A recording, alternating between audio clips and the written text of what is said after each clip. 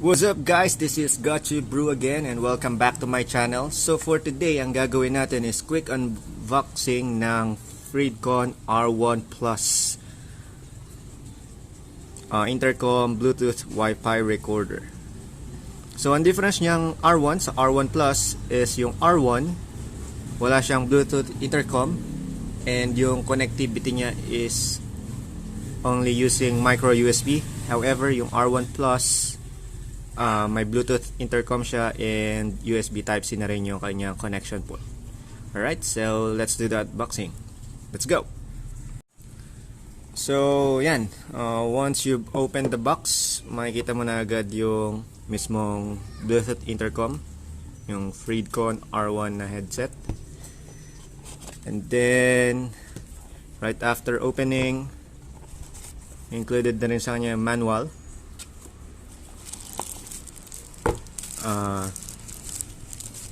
Yung headset, yan. So may dalawang earpiece and yung mic. We also have yung ano to, mga clip attachments para may kabit siya sa this is yung cable. Yan, cable siya. Ito yung para may connect siya sa walkie-talkie or sa radio. Then ito yung attachments para may kabit siya sa helmet. Alright? Yan lang. And then for the manual itself, meron naman siyang English and Chinese. Okay? If nagtataka pala kayo, yung R1 pala, ang color niya is black and gold. So mas bagay sana siya dun sa earblade ko. Kaso yun nga lang, wala nga lang siyang Bluetooth intercom. Kaya ang pinili ko is yung R1 Plus. So yung R1 Plus, black and black yung color niya. Ayan. So, ayan, sin natin. So right outside the box, ayan, makikita nyo. So ito yung parang switch niya. And this is a button. And power, and then yung Wi-Fi.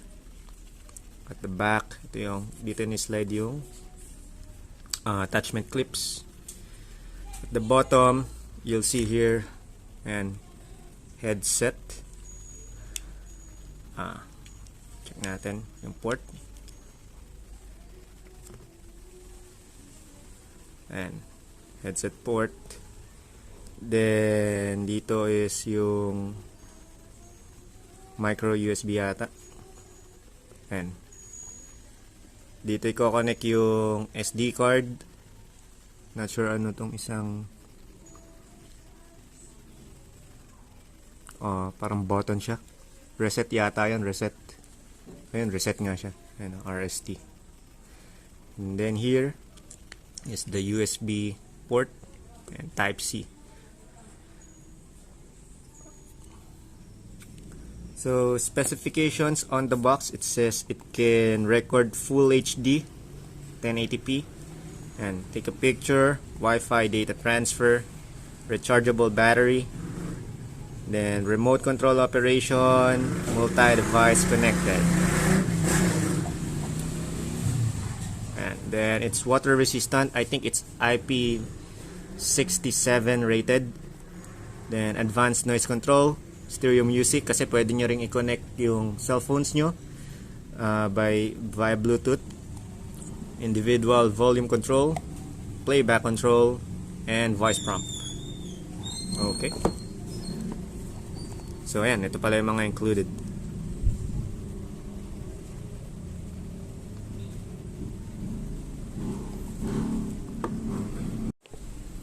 So gagawin natin is itetest natin siya and I'll give you an update kung kamusta yung video quality niya, yung voice quality, sound quality, and everything after ko siyang matest. Alright? So, yun lang. I'll be back, guys.